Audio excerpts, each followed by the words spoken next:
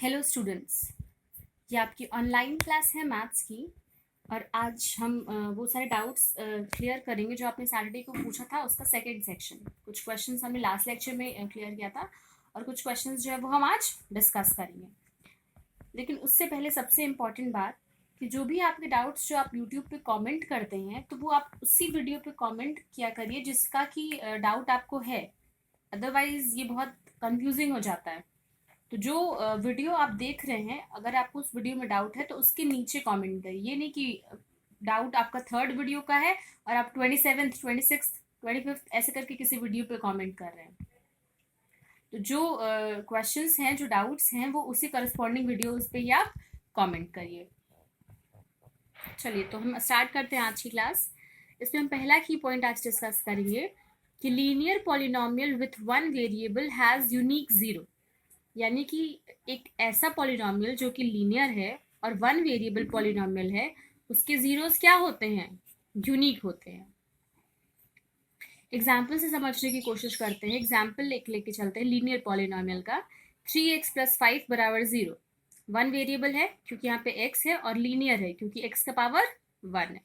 यहाँ से x की वैल्यू 3x हो जाएगा -5, तो x मिलेगा -5/3, which is a unique value of x, single and unique value. ठीक है। लेकिन अभी हमने जब ये चैप्टर हम पढ़ रहे थे linear equation in two variables, तो हमने ये डिस्कस किया था कि अगर लीनियर इक्वेशन दो वेरिएबल में है तो उसके इनफाइनाइट सोल्यूशन होते हैं, और अगर वन वेरिएबल में है तो यहाँ से पता चलता है कि उसके कितने सोल्यूशन है? Unique, only one solution. अगला पॉइंट है कि non zero constant polynomial has no zero. अगर नॉन जीरो कांस्टेंट पॉलिनोमियल है 5, हम किसी भी इक्वेशन के लिए जीरोस कैसे निकालते हैं? पॉलिनोमियल्स के लिए जीरोस हम कैसे निकालते हैं? इक्वेशन नहीं, पॉलिनोमियल। हम उस पॉलिनोमियल को, मान लीजिए ax + b टाइप का कुछ पॉलिनोमियल है, तो हम उसको जीरो से इक्वल कर देते हैं। अगर नॉन जीरो कांस्टेंट पॉलिनोमियल है, यानी कि कोई नंबर होगा जीरो के अलावा, मान लेते हैं 5, तो क्या आप 5 को जीरो के बराबर लिख सकते हैं? नहीं। तो इस वजह से नॉन जीरो कांस्टेंट पॉलिनोमियल का कोई भी जीरो नहीं होता है। अगला की पॉइंट है कि every real number is a zero of zero polynomial. और जीरो पॉलिनोमियल का मैंने आपको बताया था कि हम कोई भी डिग्री डिस्कस नहीं करते हैं, उसकी कोई भी डिग्री डिफाइन नहीं होती है। अगला क्वेश्चन है जिसमें काफी सारे बच्चों को डाउट्स हो रहा है, जैसे कि रैशनल नंबर निकालने का तरीका। तो रैशनल नंबर निकालने का हमने दो फॉर्मूला पढ़ा था। एक जो फॉर्मूला था वो डिफरेंस वाला फॉर्मूला था, स्मॉल डी। और दूसरा फॉर्मूला जो हमने पढ़ा था वो ये है कि अगर x और y दो रैशनल नंबर्स हैं, x लेस देन y, तो इनके बीच का जो रैशनल नंबर है वो हम निकालना चाहते हैं अगर, तो हम फॉर्मूला यूज करेंगे हाफ x + y का। तो मान लेते हैं कि यहाँ हमें दो रैशनल नंबर्स एंटर करने हैं, 2/3 और 5/3 के बीच में। तो पहला रैशनल नंबर कैसे एंटर करेंगे? 1/2, x की वैल्यू लेंगे 2/3 और y की वैल्यू लेंगे 5/3। सिंप्लीफाई करेंगे, 1/2 into 5 + 2 7/3, which comes out to be 7/6। ये हो गया पहला नंबर। अब सेकेंड नंबर लेंगे, तो सेकेंड नंबर लेने के लिए हमारे पास अब तीन नंबर्स हैं। सबसे पहला नंबर है 2/3, फिर है 7/6 और फिर है 5/3।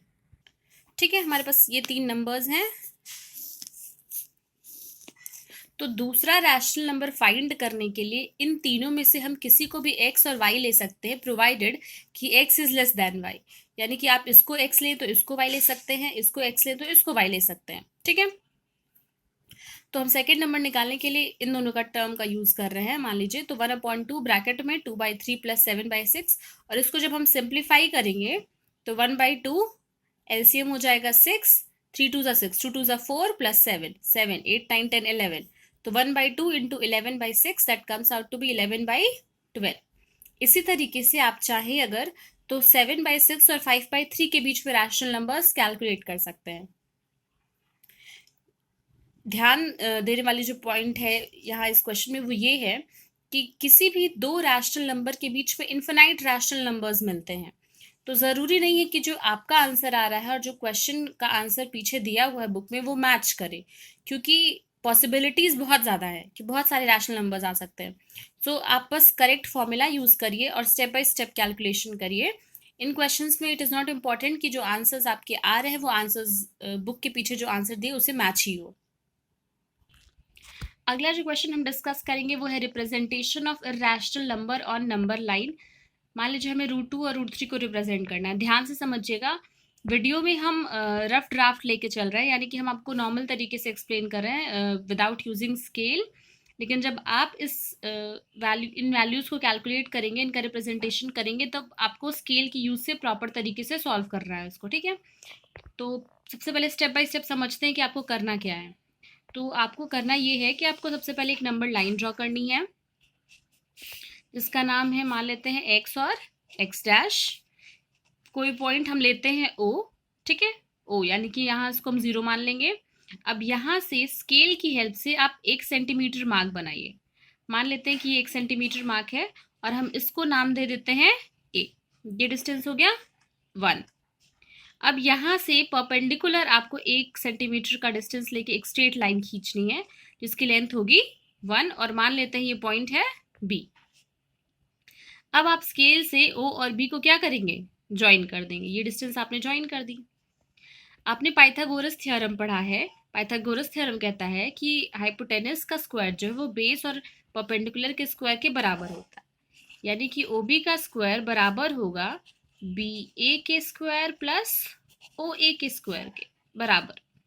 ओ बी का बी ए का स्क्वायर कितना हो जाएगा, 1 का स्क्वायर प्लस ये भी 1 है, तो 1 का स्क्वायर 1 होता है, ये भी 1, 1 + 1 2।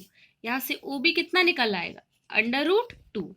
तो अब बाय कंस्ट्रक्शन आपको लेंथ मिल चुकी है, √2 की लेंथ मिल गई है। ओ बी क्या है, √2 के बराबर है।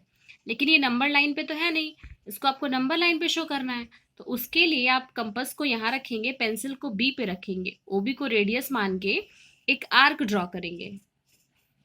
वो आर्क जो है इस एक्सिस को मान लेते हैं पॉइंट पी पे कट करता है, ठीक है। तो अब ये जो डिस्टेंस ओपी है वो भी कितना हो जाएगा, √2 हो जाएगा, क्योंकि ओबी और ओपी आपस में बराबर होंगे। ओबी है √2 तो ओपी भी हो जाएगा √2। इस तरीके से हमने √2 का कंस्ट्रक्शन कर लिया। अब जो अगला कंस्ट्रक्शन हम करेंगे वो है √3 का कंस्ट्रक्शन। √3 को आप कैसे लिख सकते हैं, ये रफ तरीके से हम समझते हैं कि √3 को आप लिख सकते हैं, √3 को आप लिख सकते हैं √2 + 1। अब आपको करना क्या है, ये डिस्टेंस आपको मिल गई है √2। अब आप वापस से √3 के कंस्ट्रक्शन के लिए बी से फिर से क्या करेंगे, एक 90 डिग्री पे लाइन खींचेंगे। मान लेते हैं ये पॉइंट है सी, ये एंगल 90 डिग्री होगा, हर केस में ये एंगल 90 डिग्री होना चाहिए। अब आप क्या करेंगे, बाय कंस्ट्रक्शन ओ और सी को स्केल से ज्वाइन कर देंगे। अब ध्यान दीजिए, ये डिस्टेंस है √2 और आपने इसको 1 बनाया है, तो फिर हम पाइथागोरस थ्योरम का यूज करेंगे। ओ सी का स्क्वायर बराबर हो जाएगा O B square plus B C square बराबर, ओ बी कितना है √2, उसका स्क्वायर करेंगे, फिर इसका वैल्यू 1 है तो उसका स्क्वायर करेंगे, which comes out to be √2 का स्क्वायर 2 + 1 दैट इज 3। तो यहाँ से ओ सी कितना निकल गया, √3 निकल गया। तो ये डिस्टेंस क्या हो गई, √3 के बराबर हो गई। अगेन हमें √3 डिस्टेंस तो मिल गई है, लेकिन ये नंबर लाइन पे नहीं है। वापस हम कंपास को यहाँ रखेंगे, पेंसिल को यहाँ रखेंगे, ओसी को रेडियस मान के हम फिर से क्या करेंगे, एक आर्क ड्रॉ करेंगे और मान लेते हैं कि ये एक्स एक्सिस एक्स डैश को क्यू पे कट करता है। तो अब जो ये डिस्टेंस है ओ क्यू, ये हो जाएगा √3। इस तरीके से हमने नंबर लाइन पे दो इरेशनल नंबर्स को रिप्रेजेंट किया। पहला था ओपी दैट इज √2 और दूसरा है ओ क्यू दैट इज √3। इसी तरीके से स्टेप बाय स्टेप आपको जो भी इरेशनल नंबर दिया जाएगा आप उसको नंबर लाइन पे रिप्रेजेंट कर सकते हैं। अगला क्वेश्चन है कि how is pi an irrational number. इसको हमने लास्ट लेक्चर में भी एक्सप्लेन किया था, last Tuesday lecture I guess. तो वापस से देखते हैं कि जब हम पाई को 22/7 लिख सकते हैं, और 22/7 तो एक इरेशनल नंबर है, सॉरी रैशनल नंबर है 22/7, क्योंकि ये p/q के फॉर्म में है, जहाँ p और q दोनों इंटीजर्स हैं और q नॉट इक्वल टू 0। तो ये नंबर्स तो रैशनल नंबर है सॉरी। तो पाई इरेशनल कैसे हो गया, यानी कि अगर हम पाई को 22/7 लिख सकते हैं और 22/7 जो है वो रैशनल नंबर की हर क्वालिटी को सेटिस्फाई कर रहा है, तो हम पाई को इरेशनल कैसे कह सकते हैं। तो ध्यान देने वाली बात यहाँ पे ये है कि पाई की एग्जैक्ट वैल्यू 22/7 नहीं होती है। हम क्वेश्चंस को इजी करने के लिए हम ये वैल्यू लेके चलते हैं ताकि उसको सॉल्व करते समय जो हमारी कैलकुलेशन है वो क्या हो जाए, इजी हो जाए। लेकिन ये दोनों वैल्यूज आपस में एग्जैक्टली इक्वल नहीं होते हैं। पाई की वैल्यू 3.14159265 एंड सो ऑन इस तरीके की होती है। ये आप देख सकते हैं नॉन रिपीटिंग है और नॉन टर्मिनेटिंग है, तो इसलिए पाई क्या होता है, इर्रेशनल नंबर होता है। आप अगर चाहें तो आप इसको, मैंने तरीका बताया है, आप इसको फ्रैक्शन में चेंज करने की कोशिश करिए, ठीक है, स्टेप बाय स्टेप आप इसको फ्रैक्शन में चेंज करिए। लेकिन ये कैसा है, इर्रेशनल नंबर है, तो इसको अगर आप p/q के फॉर्म में लिखना भी चाहें तो आप इसको इस फॉर्म में एक्सप्रेस नहीं कर सकते हैं, विद द कंडीशन कि p और q इंटीजर्स हो, q नॉट इक्वल टू 0 हो। इस तरीके से आप पाई को रिप्रेजेंट नहीं कर सकते हैं, और ये क्वालिटीज हैं रैशनल नंबर की, तो जो इन क्वालिटीज को सेटिस्फाई करेगा वो रैशनल नंबर होगा। अब पाई इन क्वालिटीज को सेटिस्फाई नहीं करता है, तो इसलिए पाई क्या है, इर्रेशनल नंबर है। अगला एक क्वेश्चन जो अभी किसी ने पूछा कमेंट बॉक्स में, दैट इज कि इक्वेशन है x प्लस वाई बराबर 0 और इसको आपको ग्राफिकल रिप्रेजेंटेशन करना है। तो ध्यान दीजिए कि आप इसको दो तरीके से लिख सकते हैं। पहला तरीका कि आप x को यहीं रहने दें और y को दूसरे साइड ट्रांसफर कर दें, तो ये हो जाएगा x बराबर -y। और दूसरा तरीका कि आप y को यहीं रहने दें, x को अलग साइड ट्रांसफर कर दें, तो y बराबर -x। ये दो वेज हैं इसको, मैं इस इक्वेशन को लिखने के दो तरीके। अब अगर इसके बेसिस पे आप बॉक्स बनाएंगे, मान लीजिए हमने ये बॉक्सेस बना लिए टेबल और सारी वैल्यूज लिखी, मान लीजिए हम 3 वैल्यू लिखते हैं, ठीक है।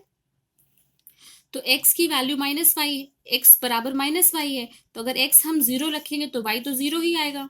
x अगर हम 1 रखेंगे तो y की वैल्यू कितनी आएगी, -1। ये 2 रखेंगे तो ये -2 एंड सो ऑन। अब अगर हम इसकी हेल्प से बनाते हैं टेबल, तो ये हो गया x, ये हो गया y। अब यहां देखिए, अगर आप y की वैल्यू 0 लेते हैं तो x आपको 0 मिलेगा। अगर आप y की वैल्यू 1 लेते हैं तो x आपको -1 मिलेगा। y की वैल्यू 2 लेते हैं, x आपको -2 मिलेगा। आप देख सकते हैं करस्पॉन्डिंग पॉइंट्स का डिफरेंस है, लेकिन इक्वेशन एक ही है। तो जब आप इसको ग्राफ पे ड्रॉ करेंगे तो आपको जो लाइन मिलेगी फाइनल, उस पर ये पॉइंट्स भी मिलेंगे और ये पॉइंट्स भी मिलेंगे। समझते हैं कि कैसे, चलिए। तो ये ग्राफ है अवेलेबल, ग्राफ आपके पास अगर अवेलेबल नहीं है तो आप इस तरीके से बना सकते हैं, लेकिन आप फेयर कॉपी में क्या करेंगे, ग्राफ का यूज ही करेंगे। तो हमारे पॉइंट्स क्या हैं, 0 0 1 -1 2 -2 पहले लाइन से। तो इसको हम यहाँ बनाते हैं। तो ये पहला पॉइंट हो गया 0 0, x, 0, x 0 है और y भी क्या है 0। अगला है 1 और -1, x हो गया 1 और y हो गया -1, ये लाइन। फिर इसी तरीके से अगला पॉइंट यहाँ क्या है, 2, -2, तो x हो गया 2 और y हो गया -2, ये ठीक है। अब हम इस लाइन को ज्वाइन करते हैं स्केल से, ठीक है। तो ये मिल गई हमें वो स्ट्रेट लाइन जिसका कि इक्वेशन क्या है, x प्लस वाई बराबर 0, जहां ये पॉइंट क्या है 0, 0, ये पॉइंट है 1, -1 और ये है 2, -2।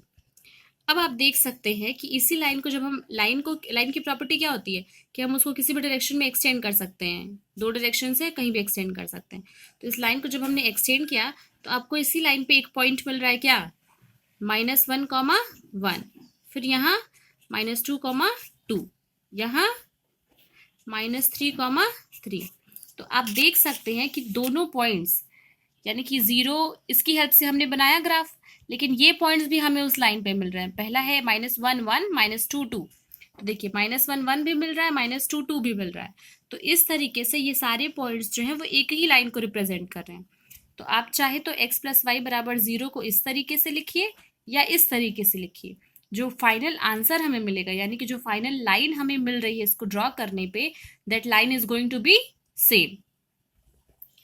कोऑर्डिनेट ज्योमेट्री में मान लीजिए कि आपको कुछ पॉइंट्स दिए हैं, a 2, 2, b 2, -2, c -2, 2, d -2, -2, ठीक है। मान लीजिए इन पॉइंट्स को आपको ग्राफ पे रिप्रेजेंट करना है कि ये पॉइंट्स कहाँ आएंगे, कौन से क्वाड्रेंट्स में आएंगे, क्या इनका एड्रेस होगा, क्या लोकेशन होगी। तो सबसे पहली चीज कि जब भी आप ग्राफ पे कोई चीज बनाते हैं तो आपको पेंसिल का यूज करना है, you don't have to use pen. तो हमने इस तरीके से ग्राफ बना लिया, आप देख सकते हैं। ये है एक्स एक्स डैश, ये है वाई वाई डैश, नंबरिंग है 1 2 3 4 5 6 7, पॉजिटिव पॉजिटिव, यहाँ पे सारे नेगेटिव टर्म्स और यहाँ पे भी नेगेटिव टर्म्स। अब पहला पॉइंट है 2,2। हमें पता है कि पहला जब हम ब्रैकेट बना के लिखते हैं ऑर्डर्ड पेयर में, तो जो पहला वाला टर्म है वो एक्स एक्सिस को बताता है। तो एक्स एक्सिस पे 2 ये रहा और वाई एक्सिस पे 2 ये रहा। इनका कॉरेस्पॉन्डिंग, इनको जब हम ज्वाइन कर रहे हैं तो ये पॉइंट हमें मिल रहा है, एक्स पे 2 वाई पे 2। तो ये इसके कोऑर्डिनेट क्या हो गए 2,2, और ये हो गया पॉइंट ए। अगला पॉइंट है बी, दैट इज 2,-2, यानी एक्स पे 2 और वाई पे -2। तो एक्स पे 2 यहाँ लिखा है, वाई पे -2 यहाँ लिखा है, तो कौन सा पॉइंट हो जाएगा, ये हो जाएगा पॉइंट बी, दैट इज 2,-2। अगला पॉइंट है सी, जो कि एक्स पे है -2 और वाई पे है 2। तो एक्स पे -2 यहाँ लिखा है, वाई पे 2 यहाँ लिखा है, इनको ज्वाइन कर देते हैं, इसके करस्पॉन्डिंग ये लाइन मिलती है, इसके करस्पॉन्डिंग ये। तो जो इन दोनों का इंटरसेक्शन पॉइंट है वो ये रहा, ये हो जाएगा पॉइंट सी, जिसका कोऑर्डिनेट कितना है -2,2। और इसी तरीके से जो पॉइंट डी है उसका कोऑर्डिनेट है -2,-2, जो कि आपको थर्ड क्वाड्रेंट में मिल रहा है। जब भी आप ग्राफ ड्रॉ करेंगे तो आप शार्प पेंसिल का यूज करेंगे। एग्जैक्टली जहां पे भी जो भी पॉइंट्स आप लिख रहे हैं तो वहां ब्रैकेट में आप इस तरीके से पॉइंट्स को मेंशन करेंगे, जो पॉइंट है वहां पे एक डॉट बनाएंगे और ऐसे उसको इंसर्कल करेंगे ताकि वो क्लियरली विजिबल हो।